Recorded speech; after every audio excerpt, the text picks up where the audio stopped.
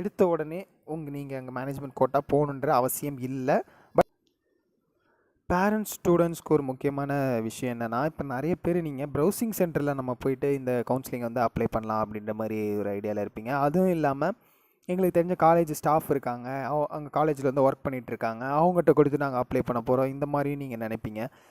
இவங்க எல்லாருமே இப்போது எல்லாருமே மேக்ஸிமம் சொல்ல வரல, பட் மேக்ஸிமம் இந்த மாதிரி வந்து பண்ணுறாங்க. இப்போ ப்ரௌசிங் சென்டரில் நீங்கள் போய் அப்ளை பண்ணும்போது உங்களோட லாகின் ஐடி அண்ட் பாஸ்வேர்டு வந்து அங்கேயே லாக் ஆகிடும்.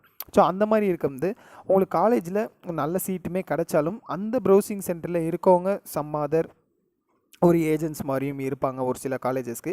அந்த காலேஜஸை உங்களோட நாலேஜ் இல்லாமல் அவங்க அப்ளை பண்ணுறதுக்கான சான்சஸ் நிறைய இருக்குது. அதே மாதிரி இப்போ நீங்கள் தெரிஞ்ச காலேஜ் பீப்புளில் உங்களுக்கு தெரிஞ்சவங்க அந்த மாதிரி வந்து காலேஜ்லேயே உங்களுக்கு சீட் போட்டு தரேன், நான் உனக்கு அப்ளை பண்ணி தரேன் அந்த மாதிரி சொல்கிறாங்க. அப்படின்ற பட்சத்தில் அவங்களோட ஓன்